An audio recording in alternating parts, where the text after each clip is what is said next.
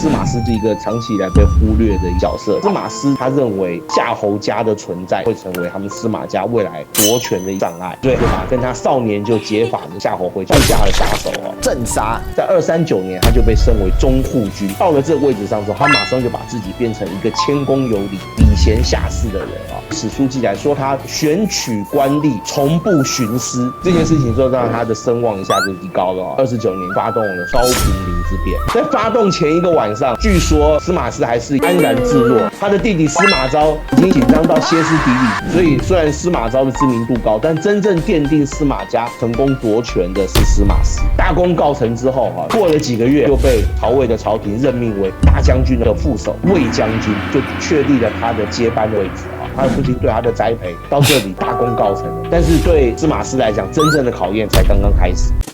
Ladies and gentlemen, welcome the host.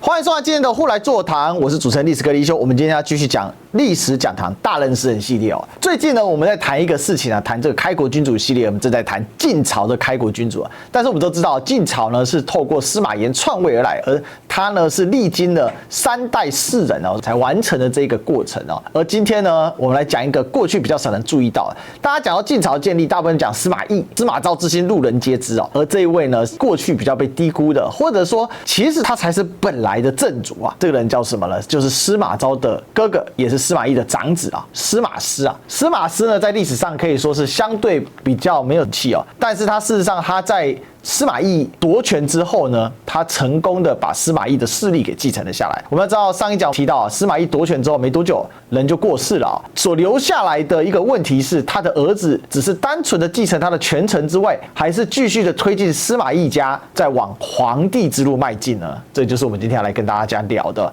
司马师他到底是如何继承父业，逐步的来完成在帝业当中的一个拼图不过这一次司马师呢，他并没有办法一步到位他甚至经历过生涯的至暗时刻。为什么呢？弟弟竟然不成才，自己没有儿子，这到底是个怎么样的奇怪的一个状况那我们就来聊一聊这位很传奇的角色，但是却被低估的司马师那讲到历史，我们来欢迎谁呢？我们来欢迎王立本老师。嗨，主持人好，还有全世界的朋友，大家好。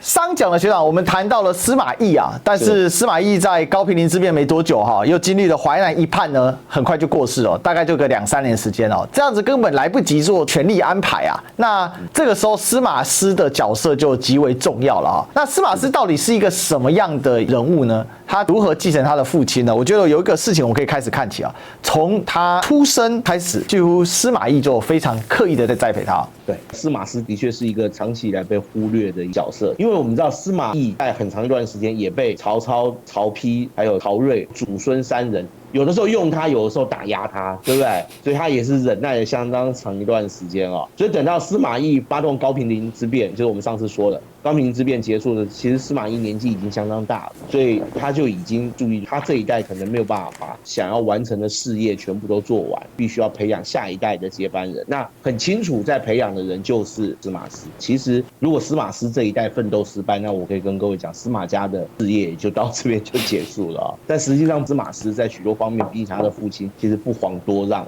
而且表现得相当好。我们看，其实史书上对司马师的评价褒贬都有了。史书上说他沉着坚强，雄才大略，少有美誉，雅有风采。可见他的父亲从他很小的时候就在栽培他。他小时候他就跟2个年龄也差不多非常有名的文人就有所交往包括谁？包括夏侯玄跟何晏各位，夏侯玄的出身非常的高贵，夏侯玄的父亲就是夏侯尚，是曹丕非常倚重的一名武将对外征战都颇有战功的一位我告诉各位夏侯玄在当时被认为是经学大师博通儒道2家。也被认为是开魏晋清谈玄学很重要的一位人物，再加上他又是夏侯家嘛，夏侯家族在曹魏是非常显赫，跟皇族其实几乎是一样的我们可以这样讲。宗亲他虽然不是正支皇族，但是因为夏侯家跟曹家在他们的祖居地的时候，他们是4代通婚的，所以曹丕就有说过嘛，我们4代为交所以基本上如同他们的亲戚就等同是宗亲的一个范畴对，另外还有一位非常有名的文人，其实我们上一集有提到他，就是何晏。何晏跟后来稍微晚一点的王弼这两位被认为是魏晋南北朝研究老庄思想的两位大家哈。所以各位你看，他跟夏侯玄跟何晏这些人是一起的，自然而然你就可以想象当时他身边是哪些人在接近他哈。说到司马师的太太也是非常有名，叫做夏侯徽哈。夏侯徽是谁呢？夏侯徽就是夏侯玄的妹妹，我认为这应该是他父亲安排他娶了夏侯家的女儿，而且是非常有名，被认为才貌双全的夏侯徽哈。夏侯徽嫁给了司马师，也让司马家在朝中的地位得到进一步的巩固。因为我们知道司马师是嫡长子，对，将来就是要接他父亲的位置，所以从这边他早年的状况，我们就可以知道他父亲是刻意安排这个小孩未来要接他父亲的班了。所以虽然司马昭的知名度高，但真正奠定司马家后来成功夺权的是司马师。夏侯徽根据记载，他帮司马师总共生了5个女儿，而且今天我还特别去查了一下，司马师也有其他的妻妾，可是都没有提到他其他妻妾的孩子，儿子女儿都没有提到，他很可能就只有跟夏侯徽生了这5个女儿。这个是一个很大的问题啊！为什么？因为他是嫡长子，可是他这一脉到这边好像就要绝了，对不对？没有。后来夏侯徽在青隆2年（西元234年）被毒杀的时候，才24岁哈。对，为什么要毒杀夏侯徽？史书没有写得很清楚，史书只是说青隆2年234年这一年，民多病，国有忧，又有大臣忧。当年夏季，举国大疫；冬季又举国大病。就说这一年，全国各地都在发生饥荒跟疾病啊，大量的人病死。我们知道中国古代的史书很强调，司马迁在《史记》写4个字：救天人之际，强调天人感应说哈，就说这一年不是个好年，是个凶险之年，对不对？那这一位夏侯家的才女夏侯徽也就在这一年被毒死。从这件事情我们就会看得出来哦，司马师表面上看起来是个温文儒雅、出身高贵，被他父亲教养成看起来好像是文武双全的士族公子，其实他的内心是非常阴狠毒辣的哈。一般我们今天推测他为什么要毒死司马徽，是因为他认为夏侯家的存在始终会成为他们司马家未来进一步夺权的一个障碍。他认为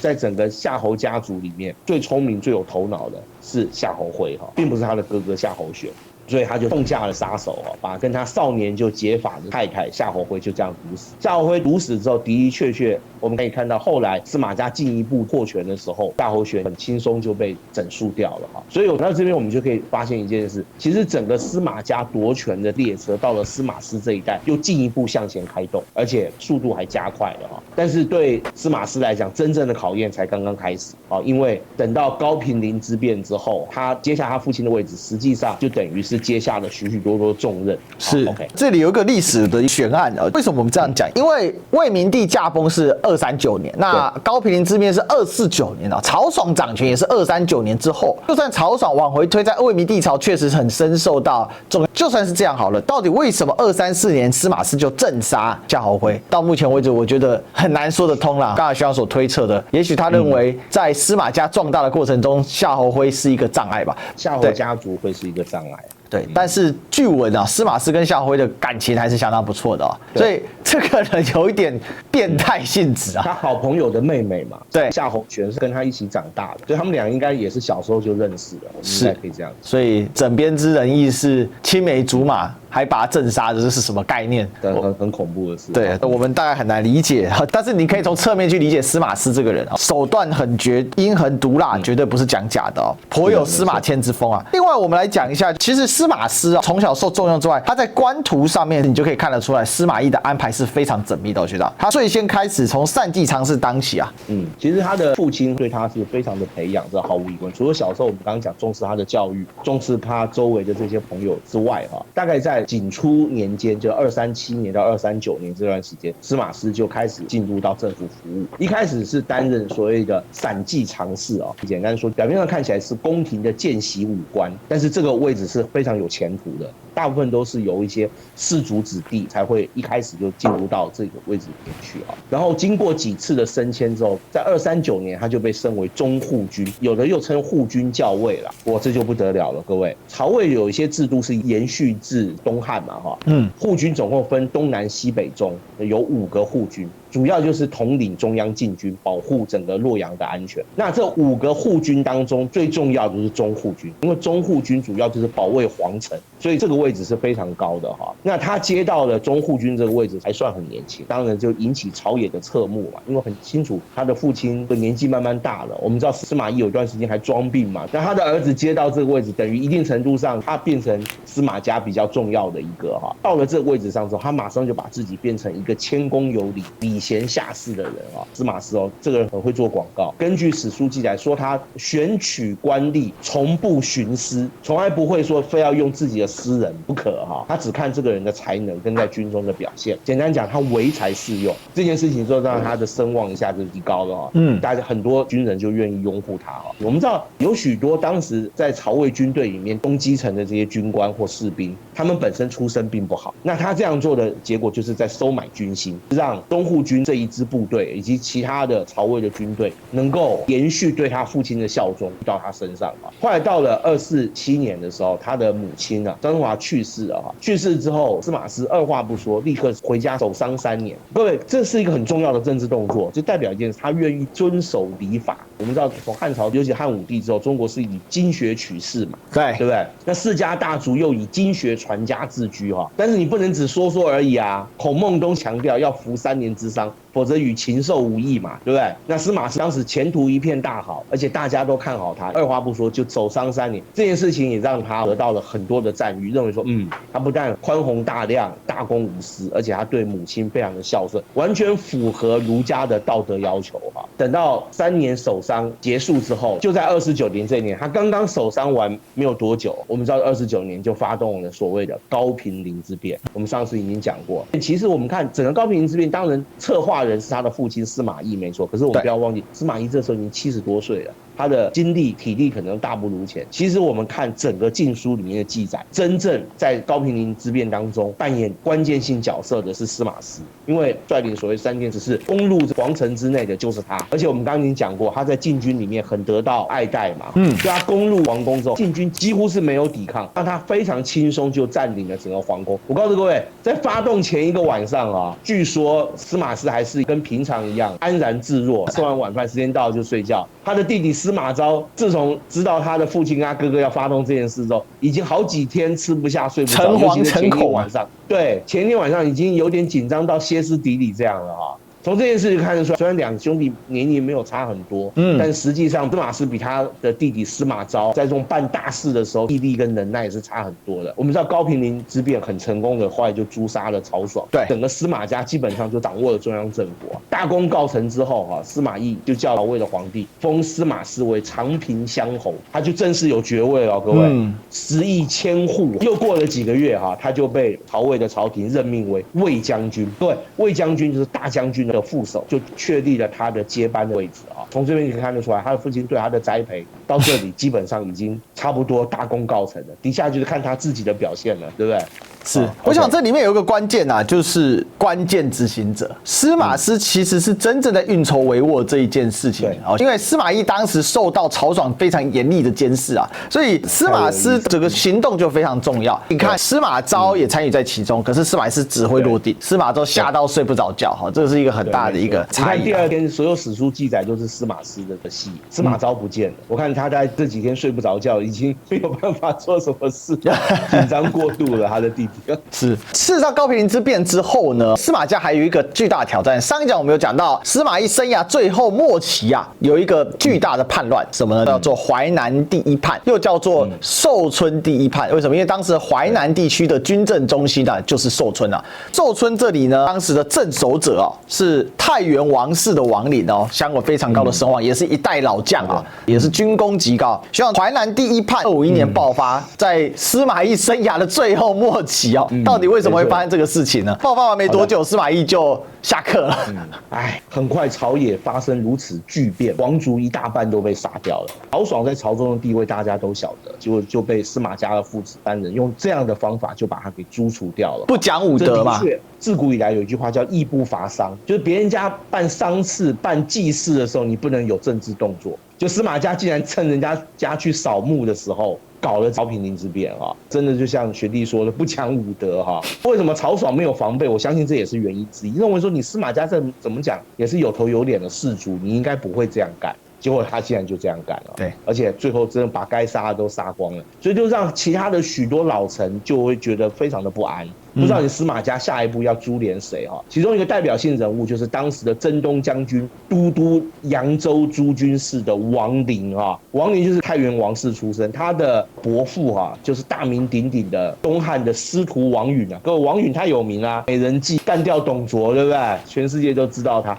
所以他们家一方面家世非常显赫，二方面王陵其实在《三国演义》当中对他的记载不多，但是在《三国志》以及《晋书》这一些正史当中，王陵是一员战将哦，各位，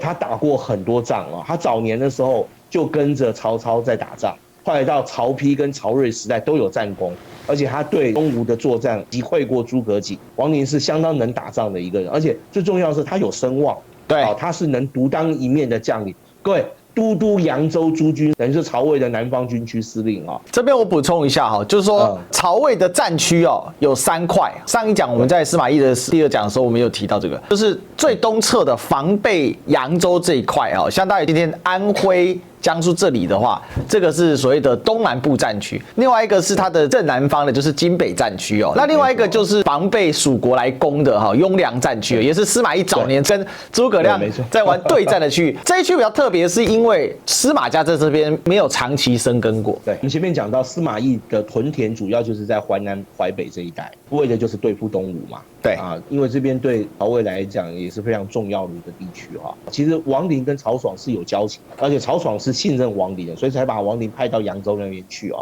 手上也掌握重兵。曹爽被司马懿诛杀之后，王陵看在心里当然是很不是滋味，所以王陵就开始有点害怕，不知道司马懿父子什么时候会把这个事情弄到他头上啊。王陵的外甥叫令狐虞，也是镇守一方的大员啊。令狐虞当时担任兖州牧，兖州在哪里？兖州在山东的西南部，就在扬州的正上方。对，兖州还有一个意义哦，当年曹操就是从兖州这边起兵的哈，所以兖州这个地方对帝国来说也是有相当重要的一个地位哈。他们深究2人看到了司马懿父子在洛阳朝廷里面所作所为，当然就不自安啊。所以当时王陵就暗中找令狐虞来说，我们应该要奋力一搏，否则的话，我看司马家迟早容不下我们的。当时他们的计划是说，他们想要立楚王曹彪，据说是曹操25个儿子之一。曹彪这个时候的年纪其实也不小了，西元195年出生的。对啊，这时候也差不多也快要60岁了哈。但是他在皇族当中的辈分当然相当高了哈，一定程度上也等于是曹芳的祖父辈。当时王陵就想要跟他的外甥令狐虞一起完成攻下许昌，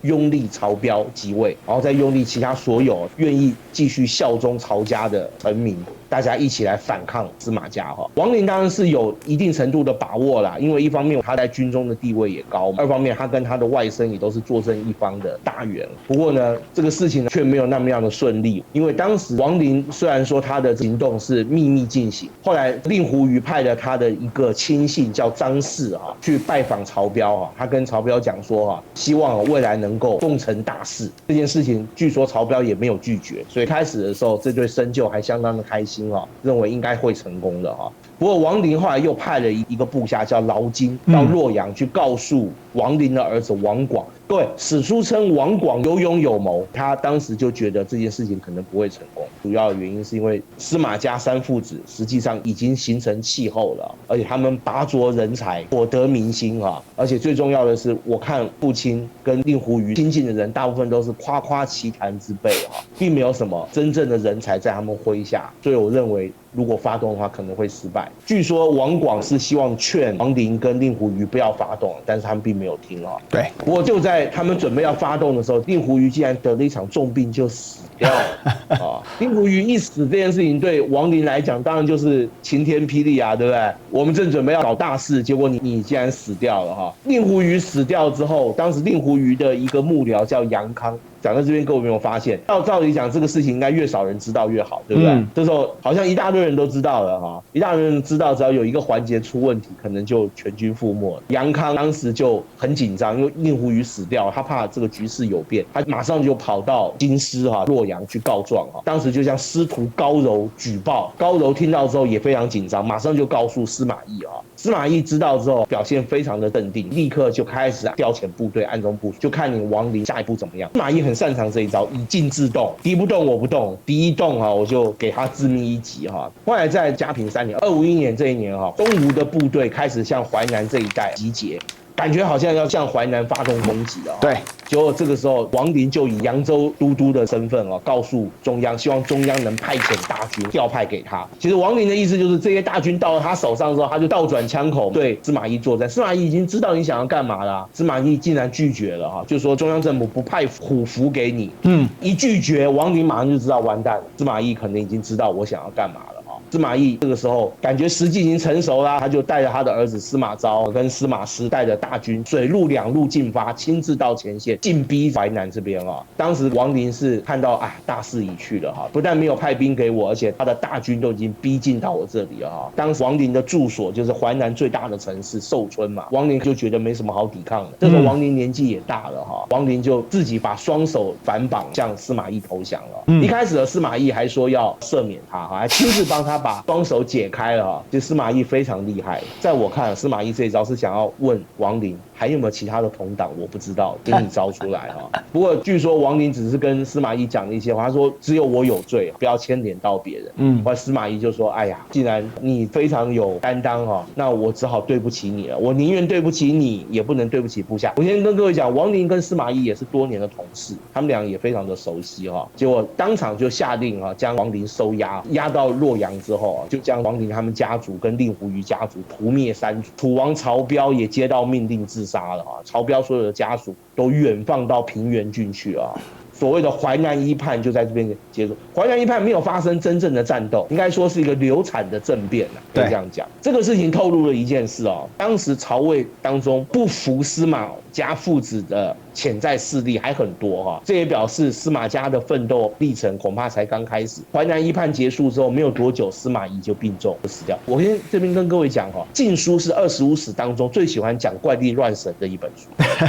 论怪力乱神排第1名就晋书里面讲了很多神怪故事，因为魏晋南北朝喜欢谈这些故事嘛。而且晋书很多材料竟然是取自于《世说新语》，因为时人好谈玄学嘛，玄学是出自道家，好鬼神嘛。据说司马懿病重的时候，梦见王林向他索命结果司马懿竟然就因此吓死在床上。不过我是不太相信司马懿这一辈子对不起的人、杀的人太多了，又岂是你王林一个，对不对应该是年纪大病重了，就病死了司马懿病死之后，司马师没有多久就接了他父亲大将军的位置，司马师的时代就算是完全到来。这里做几个补充刚才学长提到说王林为什么索命呢？如果真的有这件事，我想合理推断是什么？因为王林的辈分跟资历比司马懿还老对，没错。王林这时候已经80几了，他已经独当一面的时候，司马懿还没有。对，大家可以看你看王林是176年出生嘛，那到了251年过后，他这时候虚岁已经80岁了所以司马懿会看不起曹爽那个愣头青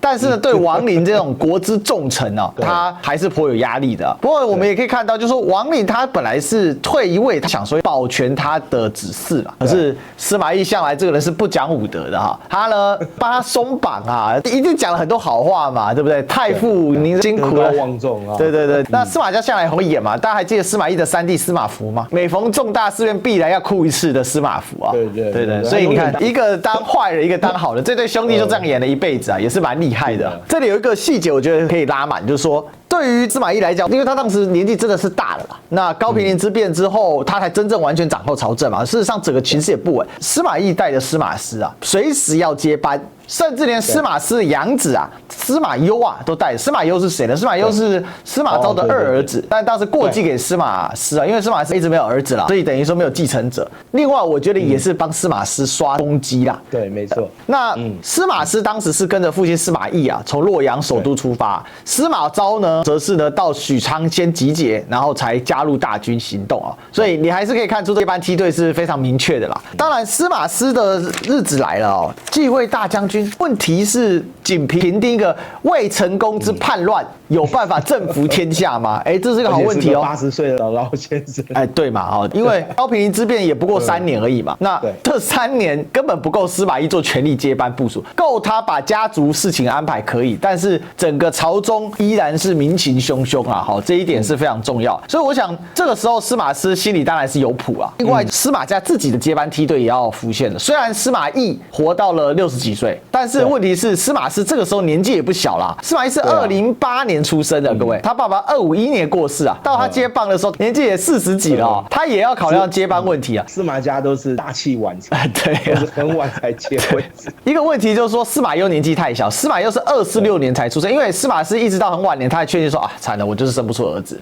没有办法，没办法了，国赖长君嘛，总是要有点安排。怎么安排呢？自己的弟弟司马昭小他3岁而已所以只好就是让司马昭是不是也可以来刷点 credit 这个时候呢，正在南边侵扰的东吴呢，就成为一个非常好的目标好，那既然一直骚扰我呢，因为本来王陵就是拿东吴骚扰来作为一个讲法嘛，对吧？因为当时东吴确实包括在苕皮之战等等，都做了不少的一个侵扰。像在曹魏国史上，从曹操末年到这时候，大概有3次大型的南征前一次是当然是赤壁之战嘛。当时曹魏还没正式立国，另外一次是曹丕继位之初觉得要立功嘛，然后觉得也被孙权耍了，很火大也往南打。对，那另外一个是什么？另外一个就是这一次叫东兴之战，爆发在西元252年，也是司马师呢继位以来首次的发动南伐。那我们要知道，这时候曹魏已经很久没有往南打了。像东兴之战到底发生什么事情？偷鸡不着蚀把米裤底都赔出去了。东兴之战其实我们前面讲到司马懿的时候，我们就知道当时司马家就在淮河南北这边推动屯田，修筑防御工事嘛，主要就是为了防范东吴因为他们认为说蜀汉方面因为诸葛亮死了之后，反而西部的军事压力就减轻了，那东部这边军事压力反而增加了所以司马懿是很有战略眼光，他很早就已经看到未来这里淮河南北必然会成为一个征战的地区，果然就是这样在252年的时候，司马师升为大将军就在这一年，吴大帝孙权驾崩了。孙权也是活得够久，也是活到70好几，对不对？他19岁就接他父哥的位置，一直当权当到70几岁了，这也是很少见。孙权死掉之后，当时曹魏就认为说，东吴这边有可乘之机。当时吴军为了要跟魏国对抗，魏国搞屯田嘛，那吴军搞筑坝。在淮南的东兴这个地方筑了一个东兴大坝这个大坝一方面是让淮河流域水量下降，让曹魏的部队运输能力下降，二方面也是摆出一个姿态，必要的时候如果有大军赶来的话，我把水坝一放开，水淹七军就会重现了所以这个水坝的存在对整个淮南地区的曹魏部队来说是一个威胁所以他必须要把这个事情铲除掉就在这一年，司马师接他父亲的位置，他总要立威嘛，对不对？对，要刷 credit 嘛那他希望把这个 credit 给谁呢？给他的弟弟司马昭，因为司马昭这个时候并没有什么辉煌显赫的战功，对，因为司马师还知道他没有儿子，所以为了他弟弟这一支的声望能培养起来很重要所以当时司马师就在殿前跟众多豪臣武将商讨如何去打这一次南伐。当时的王昶、冠丘俭、胡遵这3个将领都主张要伐吴，但是他们3个人的战略各有不同。我还去查了一下，但是史书没有详细讲他们3个人战略到底是怎么回事先讲一下冠丘俭冠丘是个复姓各位，冠丘俭是曹魏后期非常重要的一位将领。我们前面讲司马懿攻克辽东，消灭了当时辽东的公孙家东北的战争还没结束，第2批次就是由冠丘俭来率领。冠丘俭率领曹魏的部队渡过鸭绿江，攻破高句丽的首都，重新又把中国的力量升到了当时的朝鲜半岛。所以冠丘俭是一代名将各位，他是很能打仗的很有作战经验的不过后来司马师拍板定案了就是由他的弟弟司马昭作为大都督，给他弟弟一个很好的一个表现机会当时曹魏的大军向东兴逼近之后孙权的托孤大臣是谁呢？各位，就是诸葛恪这位天才儿童，诸葛瑾的儿子。诸葛他公开讲过，他这一生最崇拜的就是他二叔然后他就想要跟他二叔一样，未来有一天能够消灭曹魏，一统中原诸葛恪立刻就带了6万大军来东兴这一带增援这个东兴大坝据说筑得非常高，而且非常的坚固我们看这一次司马师的作战计划啊，当时他是派王昶跟冠秋俭在长江中游这边牵制吴军的部队，让荆州这里的吴军部队没有办法顺江而下去增援啊。所以当时的王昶负责攻击鄂西的重镇江陵啊，那冠秋俭负责打鄂中很重要的据点武昌。各位，武昌曾经是孙权帝国的陪都哦，所以是很重要的。孙权在那边住过好几年呢。对啊，住过好几年啊，实质上把它当首都在用啊。对，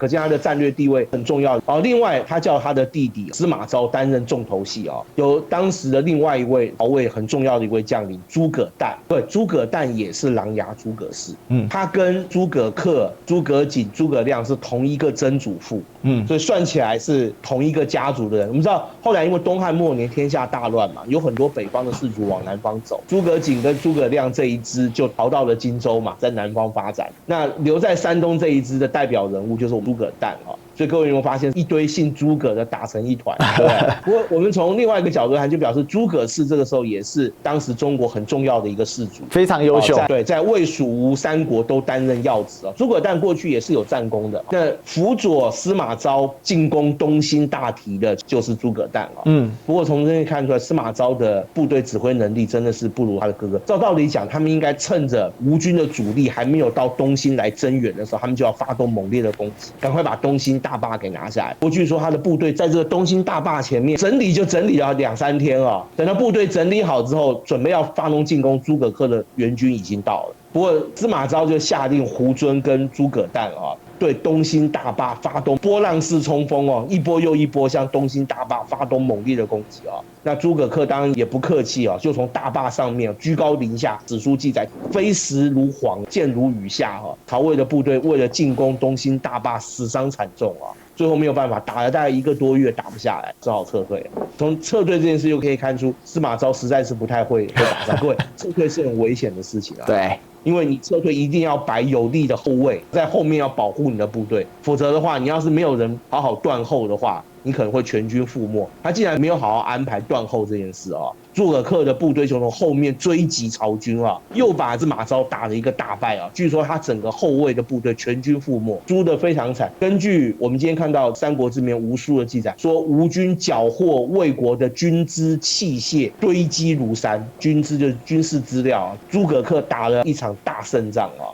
这一场仗打赢之后，对诸葛恪来讲就信心大增啊，对不对？其实曹军也不过如此嘛，哈！当年我2输怎么会打不赢呢？哈，换我打就打赢了哈。因为这里还有一个点哈，跟大家报告一下，孙权这一辈子3度打寿春，人称孙10万嘛，哈，每次带兵10万，每次被杀了个大败啊。所以其实孙吴的一个心病就是他们北攻，尤其打寿春、东兴这一线哦，大家可以看这个战事就知道，东兴打过之后顺河而下去就寿春，击破寿春就是击破淮水防线，击破淮水防线基本上往后就是一片大平原，再来就直奔许昌。那我们都知道许昌其实一直以来是整个曹魏类似陪都的存在嘛，因为早年曹操在许昌驻扎了非常的久嘛，尽管后来他们迁到了洛阳啊，但是这个是一个重点，所以这一线其实是非常风险的，所以向来曹魏就是重将把守这个地方，而且都是一把好手。比如说你看王林一辈子跟着曹操东征西讨，打了不少仗哈。王林最后的官位是太尉，都是加封再加封，所以这个地方为什么诸葛恪声名大噪哈？人家说啊，诸葛恪有如亮在世啊，真的是给他如此高的评价啊，因为诸葛亮在三国时代就已经是名满天下，这一点要跟大家讲。是的。那另外这里也凸显一个事情，就是司马昭的才能真的是不行。那关于司马昭的生平，我们到司马昭那一讲的时候，我们再来跟大家详解了哈。对。不过这件事情其实回去之后，朝野大震啊，因为有个很大的问题是，司马懿夺权也不过3年，那距离司马师继承他父亲的大将军之子也不过1年啊，那完蛋了，总要究责吧？徐阳，在究责的时候发生了什么事呢？究责的时候就很有趣了哈，都没想到回到朝廷之后，照道理讲，司马昭应该要被究责，因为他是这一仗的统帅，而打了这场败仗，就没想到当时整个朝廷把所有的矛头都指向了诸葛诞。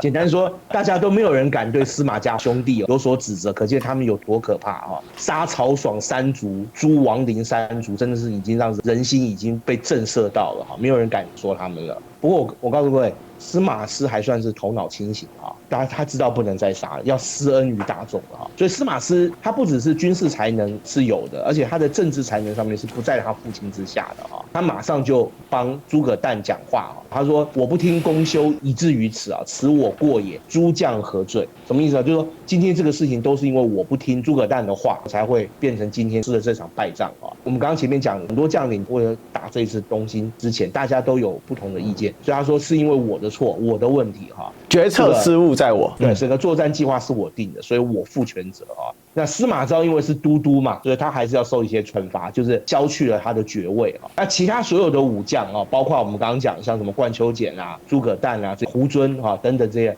没有任何一个受到处罚，最多只是调动职务而已。那东兴这场战役就以曹魏大败收场，但是这并不代表魏吴之间的大战结束。往后大概好几年，魏吴之间都还在寿春这里展开激烈的拉锯战，可以说是三国中叶很重要的一个战场，就是在淮南这一带啊。OK， 是哦，我想东兴之战其实它是整个魏吴之战哦，中叶开始了，也就是主线战场从蜀汉啊转移到了魏吴之间。其实这点也是呈现，因为早期诸葛亮三番两次的北伐嘛，但也消耗了蜀国一定程度的国力。另外，蜀国到了中期之后呢，名臣能将的状况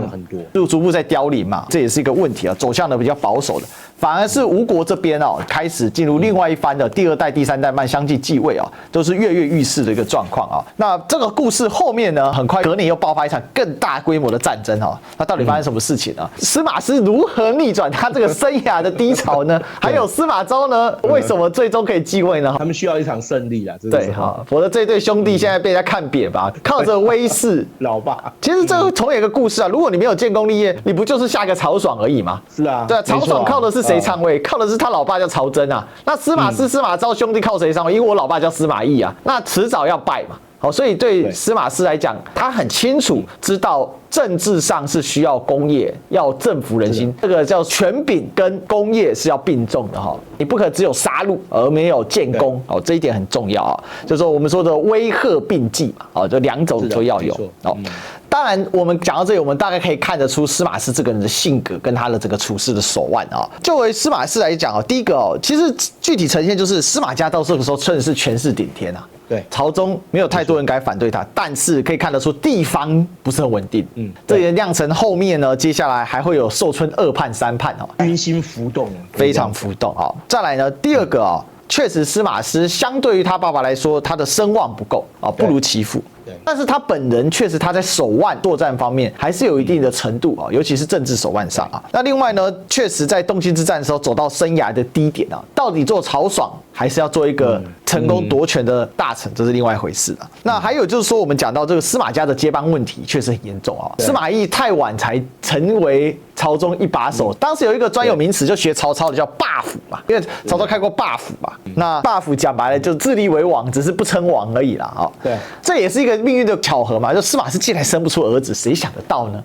那到了晚年要过继的时候，事实上司马攸年纪也太小啊，所以这是一个很吊诡的事情哦。这对后来影响很大，对后来整个历史的发展，对，真的影响很大哦。另外就是说他的性格，我们前面有讲到，确实跟司马懿有点相似，也是一个非常能够继承谋略的人啊，大概是这个样子啊。那最后需要帮我们评论一下，就是说到这个阶段，你觉得司马家的夺权还有什么挑战？其实对司马家来讲，现在就有一个很大的问题，就是当时朝廷里面还有许多人效忠曹魏、效忠曹家。那你们父子2个人发动政变，诛杀甚广，对不对？然后现在司马懿死掉之后，你们2兄弟要接你父亲的位置，那现在要面对就是你如何让朝廷中的人心能够屈服于你。各位，不只是军心哦，文人的心也很重要。像我们刚前面讲到的夏侯玄，这时候也还在。夏侯玄等于是当时朝廷中文臣的代表。因为他的家世显赫嘛，再加上他本身的身份夏侯家族啊，那我相信夏侯徽的死这件事情，夏侯玄可能心里面也有数啊。这时候夏侯家跟司马家下一轮的斗争也即将要开始啊。那武将更不用讲了，刚刚学弟还有我刚刚都讲了很多。当时整个作战的区域是在淮南这一带作战，那淮南这一带成为战区之后，那军心如何能够不要浮动啊，就变得非常的重要。一旦这边因为军心不稳发生兵变，那可能牵连出来的问题都很广。这都是司马师、司马昭这对兄弟未来要面对一个很大的一个挑战啊。不过我们后面会看到，虽然挑战很艰巨，但是他们两兄弟也有他们的运气啊。反正关关难过关关过哈，后来总算是逐渐的把这个大业给稳下来了。我们后面再说。总之呢，就英雄成时势，时势造英雄啊。那时势英雄缺一不可啊，才能创造一番功业。但也必须讲啊，司马家的夺权之路啊，为什么要花3代4人啊，才能完成这个命题？讲到司马师，你大概就有感觉了，原因是在哪里了哈？好吧，关于司马师的故事啊，还有一部分哦，那他是如何从司马师又过渡到司马昭呢？又有什么样精彩故事呢？虽然在位很短哦，却充满了就是年年挑战的状况，到底怎么回事呢？那我们呢就继续来深入挖掘哦。那我们今天大概就讲到这里啦。那最后记得帮我们按赞、订阅、分享、打开小铃铛，最重要的是可以加入我们的会员，让我们可以做得更好。也欢迎大家呢可以透过线下的赞助，绿界、微信、PayPal、支付宝还有邮局，重点呢也可以超级感谢，让我们知道你想看一些什么样的内容哦。那我们今天再次谢谢学长，好，谢谢学弟，谢谢大家。好，那我们大人私人线我们就下一讲再相见喽，拜拜，拜拜。